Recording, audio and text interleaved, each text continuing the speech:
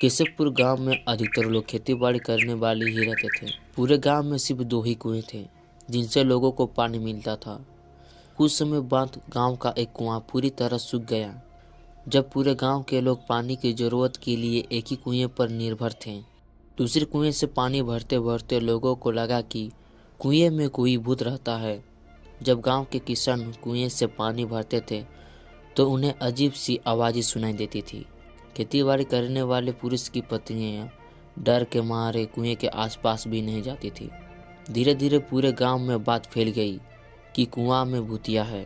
जब रात के समय कोई भी कुएं के पास नहीं जाता था। इस बीच गांव का एक बच्चा कहीं खो गया।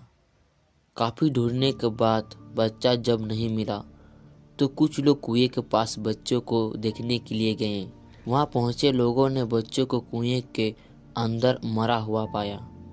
जब एक तो कुएं का पानी खराब हो गया और बच्चा कैसे मरा, इसको लेकर गांव के सभी किसान परेशान हो गए थे। सबने एक दिन मिलकर नया कुआं खोदने की सोची।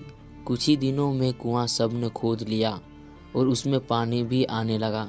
जब पूरे गांव के लोग नए कुएं से पानी भरते थे और भूतिया कुएं की तरफ जाना सबने बंद कर दिया था। बड़े लोग तो समझदार थे, इसीलिए कुएं के आसपास नहीं जाते थे, लेकिन बच्चे वहां अक्सर खेलने के लिए पहुंच जाते थे। एक दिन 4-5 बच्चे भूतिया कुएं के पास खेल रहे थे। तभी एक बच्चा कुएं में गिर गया। उसके चीखने की आवाज़ सुनकर पूरे गांव वाले दौड़ते हुए भूतिया कुएं के पास पहुंचे। उन्होंने कुएं के अंदर देखा तो बच्चा मरा हुआ दिखा। सबने उस बच्चे के साथ खेल रहे दूसरे बच्चों से पूछा आखिर क्या हुआ था, और अचानक कुएं में गिर पड़ा। इस हादसे के बाद गांव वालों ने तुरंत एक तांत्रिक को जाकर कुएं के पास बुलाया।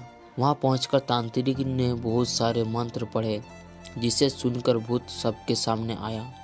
तांत्रिक ने अपनी विद्या का इस्तेमाल करते उस कुएं को छोड़कर जाने के लिए कहा। भूत ने तांत्रिक की बात को मानने से इनकार कर दिया।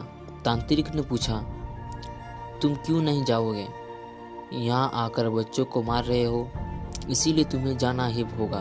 भूत ने जवाब दिया, इस कुएं में सालों से मेरा खानदान रहता आ रहा है, मैं यहाँ से बिल्कुल नहीं जाऊँगा। इतना कहकर भूत कुएं के अंदर चला गया। तांत्रिक ने गांव के लोगों से कहा, इस कुएं के मुंह को ढक दो, ऐसा करने से किसी तरह के हादसे नहीं होंगे। ये सुनते ही गांव वाले के मुखिया ने तुरंत काम शुरू करवा दिया। दूसरे दिन कुएं के मुंह पर जाली डालकर पूरी तरह से रेत सीमेंट से पक्का ढक्कन बना दिया। उसके ढक दिया गया।